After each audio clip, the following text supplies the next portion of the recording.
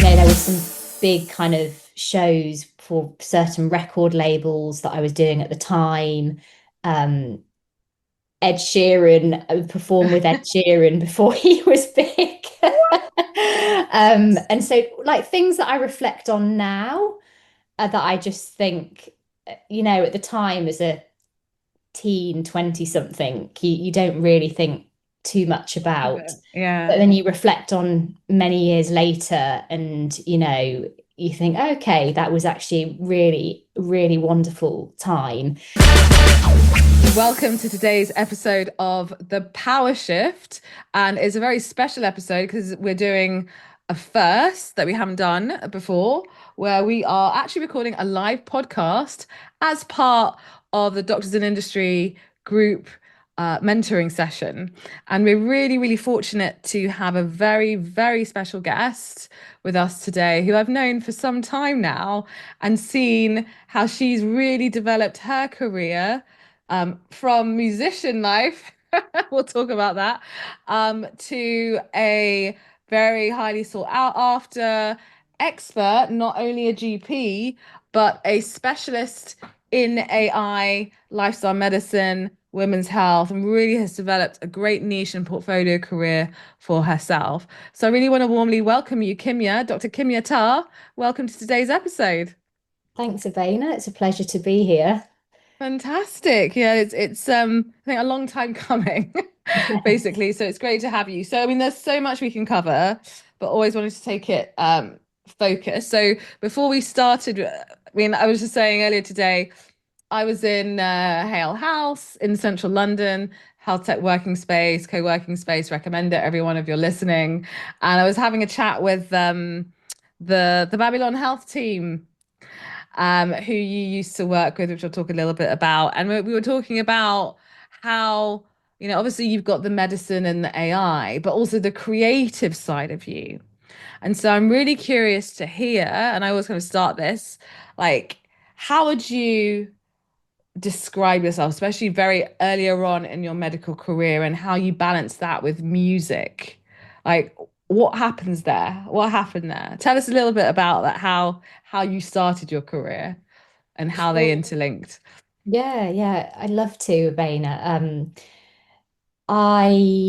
So I think if we go back even a little bit before medical school, I've always been a very creative individual, equally very interested in science and technology. So you're kind of taught early on at school that it's kind of one or the other, right? Yeah, And yeah. I Musical kind medicine of, for me. yeah, and coming, from a very my parents are very traditional and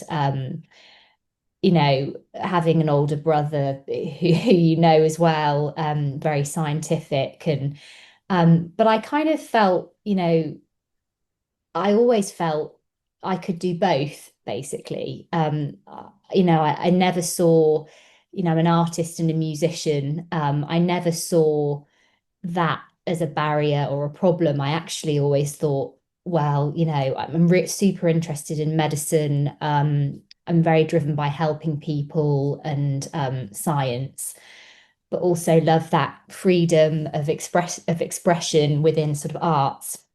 And Mhm. so, yeah, just at school, I always continued both, the science, the maths, as well as the art and the music. Um, and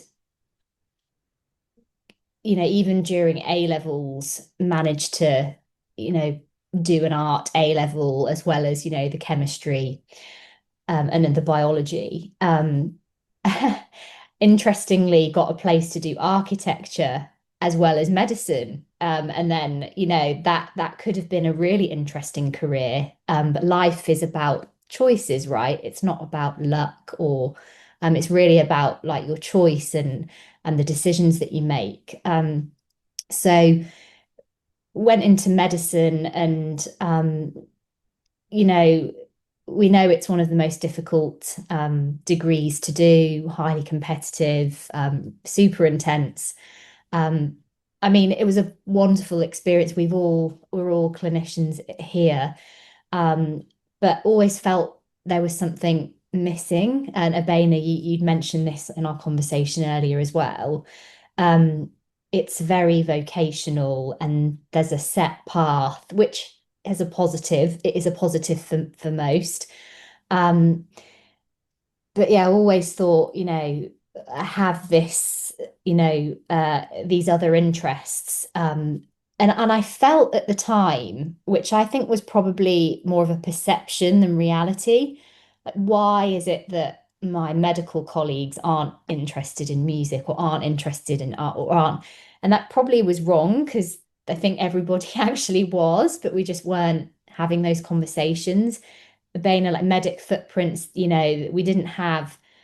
didn't even have sort of, uh, what you were doing didn't exist, or, we access to that internet and tech, I'm not that old, but, it wasn't so accessible as it is now, that kind of Yeah. online digital network.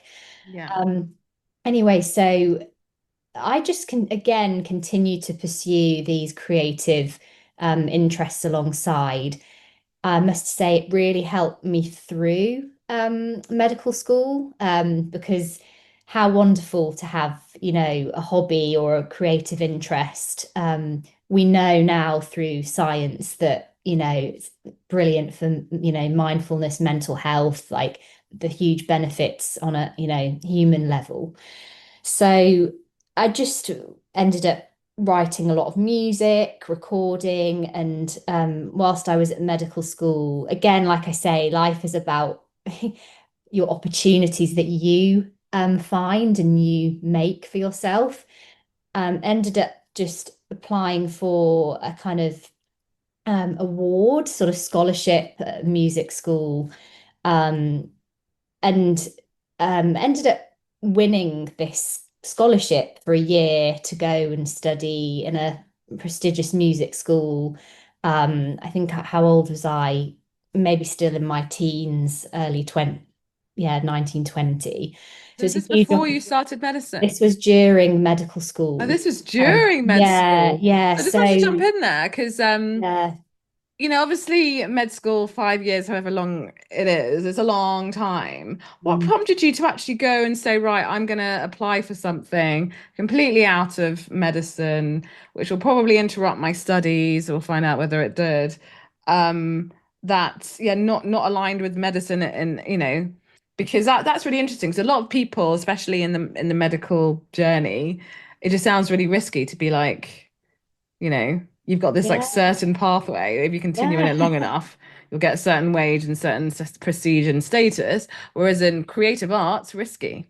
yeah. Totally risky. And so, I mean, there was nothing stopping me, I actually never thought I would win the opportunity. And so when it happened, I spoke to the dean at the time, and they were very supportive. They were, again, was almost I felt a little sort of shamed at the time that, what were they going to think about this? It's totally opposite to the path that I'm on. But the dean was highly supportive, encouraged that I didn't leave, but I was granted a sabbatical to go and pursue, um, and then to pursue this, and then, with a view that the I would come back. Essentially, my opportunity to continue medicine would always be there. Um, and so that was it. Then I, moved to London, and it was just something totally, you know, distant from anything that I'd ever done before. We talk about transferable skills, right? I think I learned so much just going into this industry where there's not a clear path, and you really had to network, and it just taught me a lot of things that I think subconsciously now I probably kind of use. Um, I don't want to go into like too much details or name dropping, but there were some big kind of shows for certain record labels that I was doing at the time. Um, Ed Sheeran, performed with Ed Sheeran before he was big. And so like things that I reflect on now, that I just think, at the time as a teen, 20 something, you don't really think too much Of about. it. Yeah. But then you reflect on many years later and, you think, okay, that was actually really, really wonderful time. Made some really great friends as well, like in the music industry. Mm. Lots who have gone on to do really well. And yeah, so it was just a wonderful time. Met my future husband. So lots of kind of paths aligned Yeah. in this thing I that mean, I happened. find that so fascinating because Yeah. obviously, if you were peers with Ed Sheeran and, had you continued on that path, this would be a very different conversation. We probably would be Yeah. speaking. So I'd I probably have to be think, speaking, like digging through some PR bods and buying a ticket to your sold out tour of the I world. know. Um, But and just listening to your music. Like what, yeah, I'm just really curious. Like, what is it that drew you back to the practice of medicine? yeah, so I think it's about risk appetite, Abena. So I think what you mentioned about the risk. So uh, on reflection, it wouldn't have been hugely risky because, like I say, many of my friends that I made there and the people that I met have gone on to have great careers in the music industry in all sorts of, not everyone has to be Ed Sheeran. Do you know what I mean? Like there's so many opportunities Mm. in the arts. Um, but I think it was just about like one was the risk appetite. Um, and then maybe it is really hard in that industry as a woman Harder as than medicine, would well. you say? Now reflecting Yeah, on it. like much harder than medicine. And I think you do look at artists like Ed Sheeran, and we mentioned about resilience, didn't we, earlier on, Yeah. and persistence. And I think those in any profession, those are like the key. You have to be persistent, you have to stick at something, and you have to be resilient.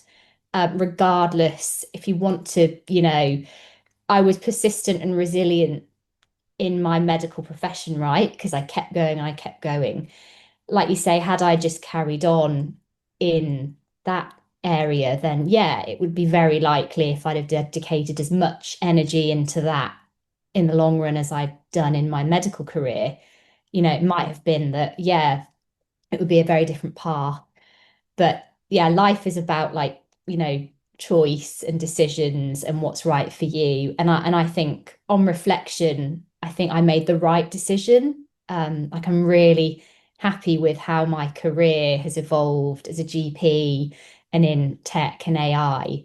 Um, so I don't kind of look back and think, what if? I actually see it all as very, all positives. So and just yeah, also a nice story. Um, I'm so glad I actually had that conversation with them because I was like, oh, guess who I'm speaking to today? And they were like, well, one, they were also talk they brought up your website and your music and everything and your YouTube. And then they were like, your rabbits have gone viral on Instagram. She's got this like her own. I'm like, what? So I had to mention that on this. that was a Um, lockdown. That was boredom in lockdown, Dana, and they just went viral. So that's no, I can't claim any talent or any, yeah. Awesome. But it explains. I mean, like, I'm really glad that you shared the story and framed it as you did because it explains how and why you're not, as I say, like just a clinician, as in you've developed your own portfolio career and shaped it as you've wanted it to be in very like relatively young sectors, which is like health tech and AI. And in itself, that's risky in the medical sector. I was like super brave. So I'm gonna bring in Maya, who is going to ask a question about that transition into health tech and AI? Yeah, so my question is, what inspired you to enter the AI health tech space? I'm going to pause you there, Maya. Do you want to introduce Oh, sorry. yourself Hi, for I'm the Dr. Maya. podcast? I'm Dr. Maia Hays. I am a postnatal health coach that helps women go from barely surviving to thriving through the power of coaching. Brilliant. Go. Doctor's an industry fellow, industry leadership fellow. Let's go. What inspired you, Kimya, to enter the AI health tech space? Sure, thanks. So, um, I think it again, it comes back to what we talked about earlier, just about in medicine always being on this sort of set path. So like I say, I had the time out. I went back to finish medicine. I always continued music alongside, released music, all off my own back, essentially on my own. And I finished med school and then did, you know, went on along the path, did the foundation training, decided that I wanted to go into general practice again, whilst continuing music, like with gigging. I was also, doing night shifts and gigs, and it was really quite intense for some time, combining these two. Um, and so I I went through GP training, really enjoyed it, but always thought there must be something else, like there must be a different challenge. I mean, I love medicine, I love consulting with patients. I find my job as a GP very rewarding. Um, but that sort of creative problem solving sometimes felt lacking, particularly as a registrar or a trainee. And so actually, when I finished my training, I set up a very small like aesthetics business. So doing some non-surgical aesthetics. And so I'd finished and I'd kind of thought, okay, I want to set up my own. I was doing the music, and then I thought, okay, let's kind of branch out into aesthetics and see, what that's like. So did the training there, did some treatment, started to do that. Again, found it quite rewarding. And I I think we then moved to from the West Midlands to Buckinghamshire, and then so I kind of was out of my comfort zone again. So finished training. My network that was in the West Midlands is now not there. So I had to do a lot of networking. And you whilst medicine, the training pathway is quite set, once you're off that, it's quite different. You kind of end it and you're like, okay, if I haven't got a job at my training practice, what do I do? So you end up having to network. And so that's just, what happened. And I remember starting work as a locum GP, interesting, but I think Abena, it was through Medic Footprints. I think because I was always looking for something else that would inspire me and take my interest, take and grab my interest. And health tech was kind of a non-thing then. We had like our, electronic health records, and it wasn't really a thing. Like there wasn't telemedicine, or um, there were some, companies out there doing kind of like triage and symptom checking and things like that. And I think it was through a relative of mine who mentioned this company called Babylon. And so I just I'm trying to remember exactly what happened, but I think there was a post about, I started Googling Babylon, about them looking for some GPs to come and do some testing for their symptom checker. And like I say, that was kind of one of the few things that was kind of bubbling away at the time in that space. Um, and so went there, went to the offices, and it was in central London, South Kensington, um, and just thinking, wow, stepping into their offices to come and do the testing I work. remember their offices quite well, actually. Yeah. 'Cause I did visit the offices, and you had Ali, and you had Umang, and you had Yeah. had the crew, like, and yeah, it was like actually that was quite early on in their journey, and obviously it grew since then. But just moving things forward a little bit, Yeah. I really love the way that you started off doing the typical clinical doctor role, right? But then once you were in, managed to then acquire another opportunity, working on the tech side of things, so completely non-clinical. So would Yeah. you be able to share how you made that transition? Because one of the challenges that we see with doctors is like, how do I get, I know it's a bit different now, but how do I get into a non-clinical tech role without having to do another qualification to do Yeah. it? And obviously it was less competitive then, but you took like one of the, like, I have three routes when it comes to getting to health tech: the front door, the side door, and the back door. And that's very much the side door route. As in like you're kind of in and then you're moving across to something else. So do you want to share a little bit about any insights Yeah. as to how that, yeah, that happened? Honestly, just through that one opportunity, it just opened the door. And I think Mm, that's what we've mentioned about networking in this talk earlier on. And I think that's key. So I went and just was really impressed with the team and also went there to do quite a good job. We all do, right? We're all conscientious, but really like, made an effort. And I think then they knew me. And also it's amazing, like when you speak positively and you're just nice to people, like how far it goes. And when you just speak to people. So I think at Boehner, then there was, I think you'd advertised it on Medic Footprints, the fellowship at Babylon. So I just applied.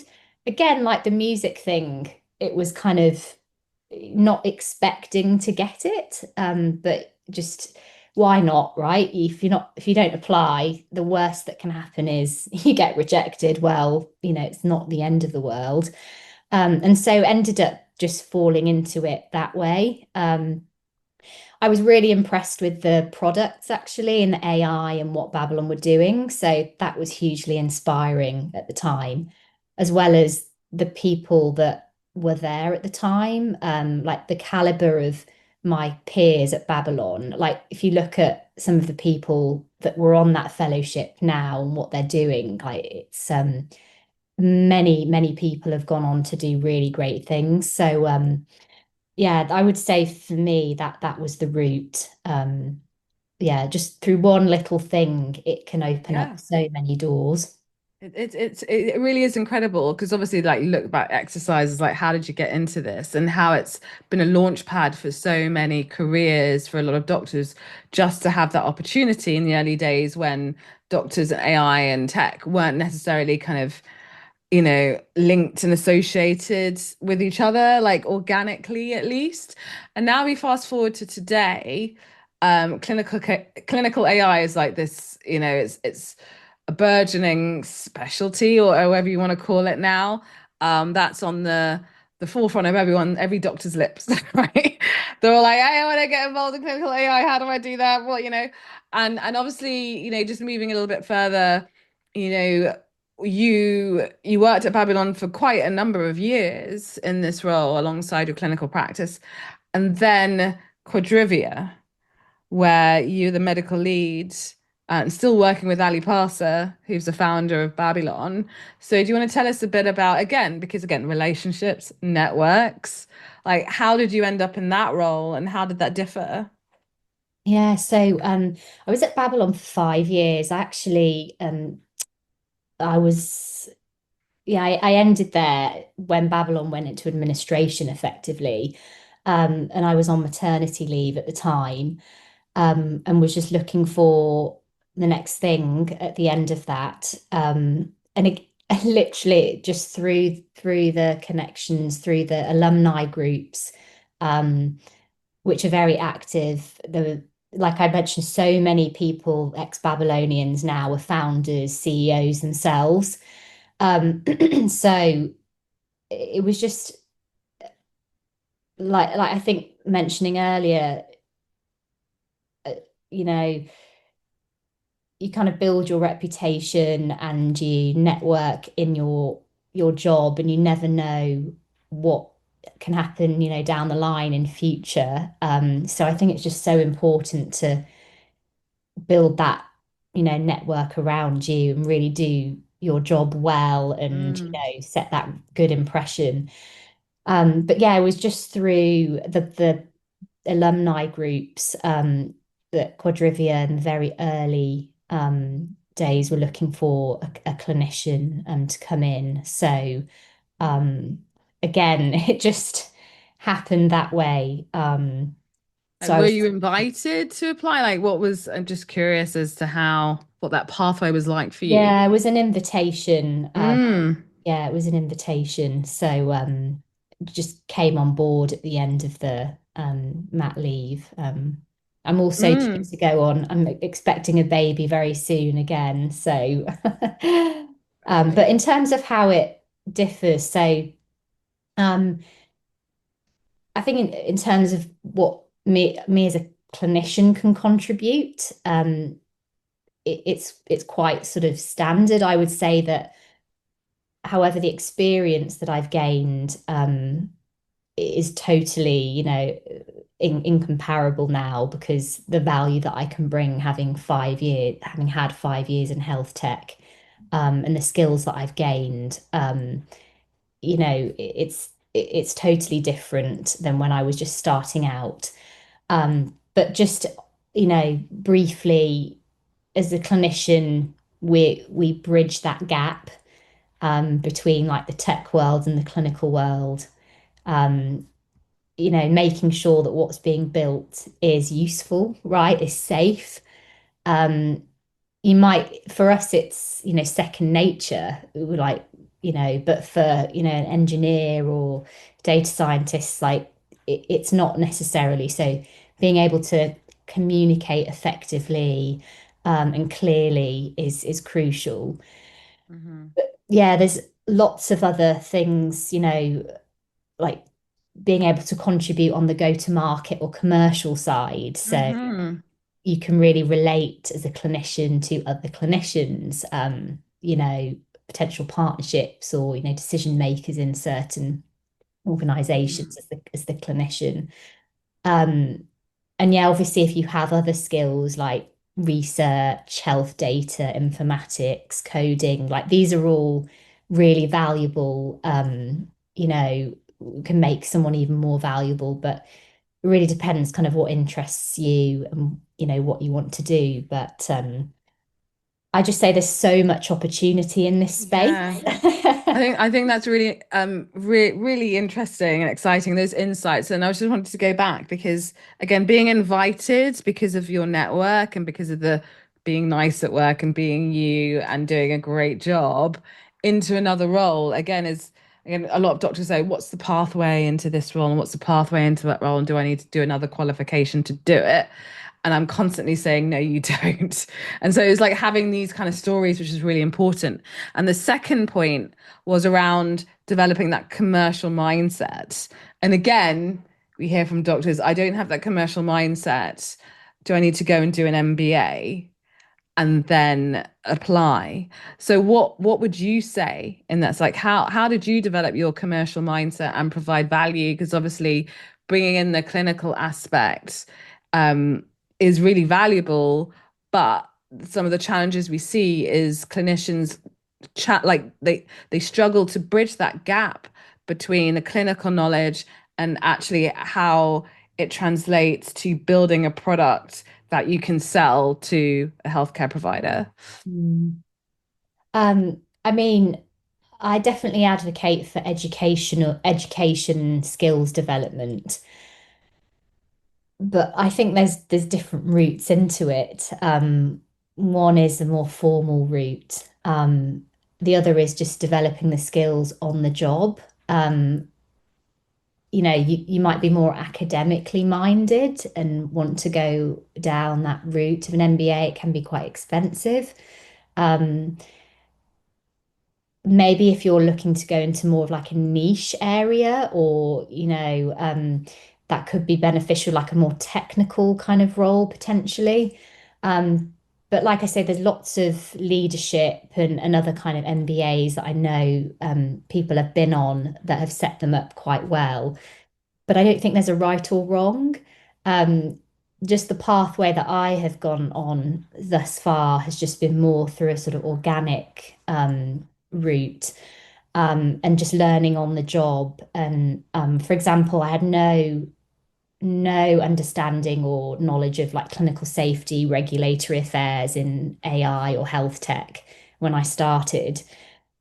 But I'd like to think that the organization saw the potential, rather than the kind of, I mean, I'm a doctor, so I have credentials, but they saw the kind of potential.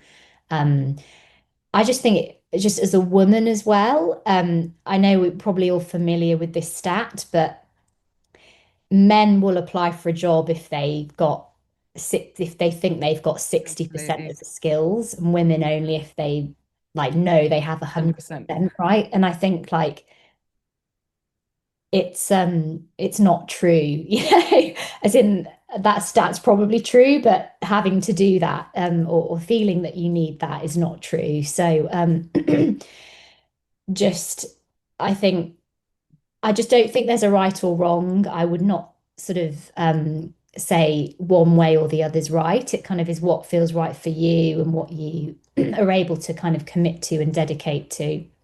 Um, but yeah, purely the route that I went down, which has worked for me, with my skills and my kind of personality and interests, have been that more organic path into health tech. And do you feel that there's any comparison between someone like you who has done the organic pathway in developing your expertise compared to someone who has done the academic qualification MBA course, or is there kind of no real comparable just based on your experience? You mean like the end result? Yeah, isn't like what are employers looking for? Does it how does it differ? Does it stand out in practice? Because a lot of doctors are saying, do I invest in this? Will this make all the difference? Yeah. And as you said, like there's lots of different pathways into one thing. It's just like countless, and then you do what's right for you. But for those people who are like, I'm not sure whether I should do this first before I then go in, or because they're doing it to get in. And the question is, in practice, is there any discernible difference that you've noticed from your own experience? Um, I've not noticed. I've not noticed it. I think you can become successful and reach your goals either way. I think it's all about the journey, and the decisions that you make and what's your goal, and then you map out how you want to get there. And everybody will map out a different path.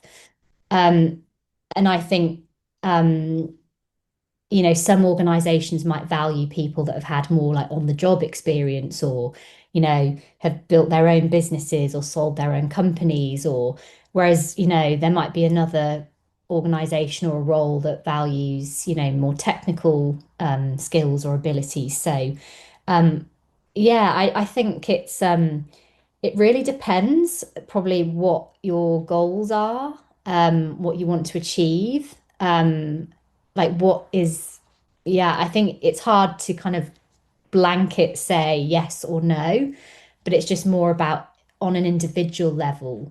Like for you, where do you see yourself, and then how do you want to get there? And there's a formula for everything. Like it's not about luck. I mean, there's a bit of luck, right? But there's a formula. So look at kind of what, like, look at, I'm not saying stalk, stalk people, but look out there, look at how other people, I don't know if there's someone who you aspire to be or be like Like what credentials have they got? What have they done?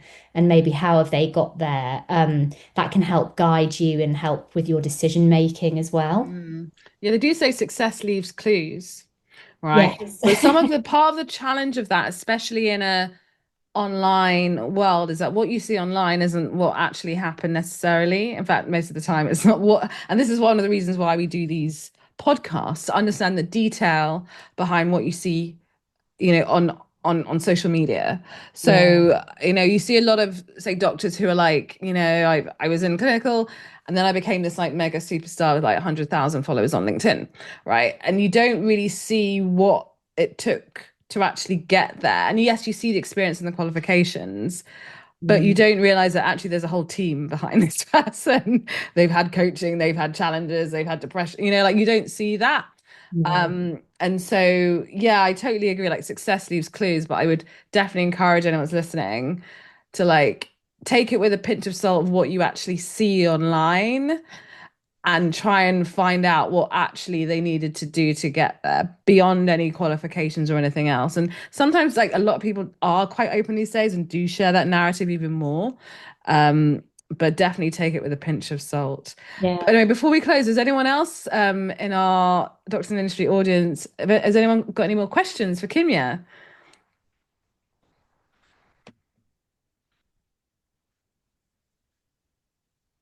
I'm just going to add really quickly on that point you just said, Bain, Yeah. having a mentor or Yeah. someone who can help with that, someone who's got somewhere or has a skill that you're really interested in. So reaching out, and so that can really help with that as well.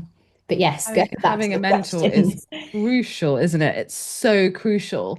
And I think we haven't touched this, but I can imagine like with the mentors that you've had, informal and formal, has had a big part as to how you've developed your career and your portfolio in this space. So I'm really glad that you mentioned that. Thank you. So you've got Desaline. Hi, my name's Desaline Joseph. I'm a sleep physician and I'm a sleep health tech consultant. So I help companies improve their product accuracy and increase their user engagement, moving towards better sleep outcomes. You mentioned that for some people, they maybe carve out a niche in terms of what their further skills are. So you mentioned what are the kind of generic skills or pain points. And then you mentioned things like research, data, coding, informatics. Did you cover those in your Babylon fellowship, or did you just pick up things along the way? And if you were to pick one out of those four, which ones do you feel more passionate about? Or for those of us going into the space, which would you say actually this is quite important? Yeah, sure. Thanks. That's a really great question. So, um, at Babylon, it was a combination. So the fellowship is in almost like an industry placement. So just learning on the job. There was also a sort of digital health curriculum that was developed. Bainer Keith will talk all about this. So it was a combination, but primarily it was just through doing the job. And I think in terms of value, um, I wouldn't say one thing or the other. Clinicians can become like medical advisors, they could go into product roles, um, become informaticians, founders, CMOs, like it's just so vast, medical content. Um, I just think, you know, it depends, like I say, in terms of value, what is it that you are interested in and where do you want to go? And I think what's most interest and of value kind of on a personal level, because the opportunity is just so broad. Hope that answers your question. Brilliant, thank you. And we've got Kiran. Hi there. Hi, I'm Kiran. I help managers who are struggling to reduce health inequalities through community health worker interventions and devising strategies for sustainable funding. Um, Yeah, I'm really interested to hear your journey. It was quite interesting. Can I just ask, did you study in Birmingham? Yes. Yeah, because I did as well, and I had a similar experience. I don't know if you ever went to the medicine bar Oh, yeah. and if you heard of Education. No. It was a night that I used to MC at. I used to Ah, be a resident MC. We ran hip hop nights there, and amazing. Yeah, we've yeah. got musicians in this fellowship. We've got musicians in this Yeah, I program. realize there are just A so lot of many them actually. musicians who end up doing these kind of things. And Mm, yeah, and I think it kind of somehow leads you down this creative path, doesn't it, to try and do something different Mm. and play with what you've got to, drive your passions forward. And yeah, and I've just started thinking, like I've been going back to my roots, thinking about community health workers. That's where I started off on this journey as I started to leave, the more clinical side of medicine, and started to think about music again. Just started writing lyrics, and I wondered, and it was just more of a fun question. I wondered, do you fit music still into your day, or how do you do that? Yeah, I try to. I'm a mum of a 2-year-old. So my music taste has changed somewhat, to try and keep him entertained on car journeys in particular.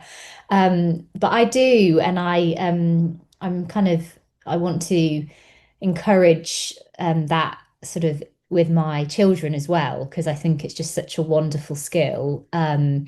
So where I can around my work and my family life, I do try to continue.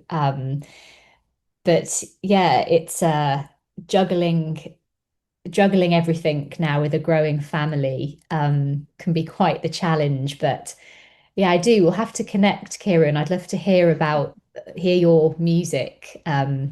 Yeah, for To sure. yeah, Yeah, we definitely need to start some kind of musical medics in tech and industry movement because yeah, I mean I do love the whole like I say they're the unicorns, but actually we're quite common because especially when you're in innovation and in a sector like health tech, because you do require a lot of creativity, adapting, pivoting, collaboration, and like a lot of those skills you will get in in music, right? And also the risk appetite too. So it's incredible. It's incredible to hear another story. But I wanted to say thank you so much, Kimya, for sharing your story. Like we've covered so much today.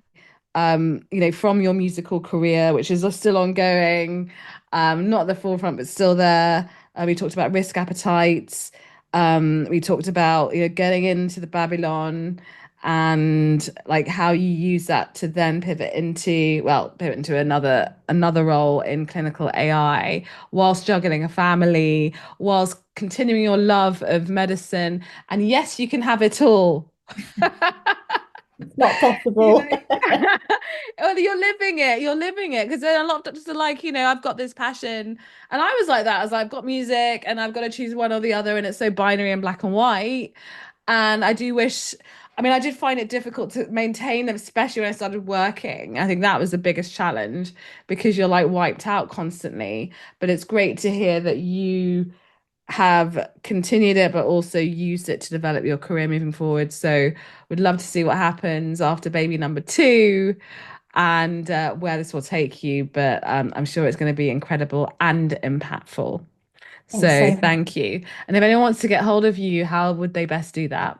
I'm on LinkedIn. So yeah, would love to connect with everyone. Fantastic. Thank you very much, Kimia.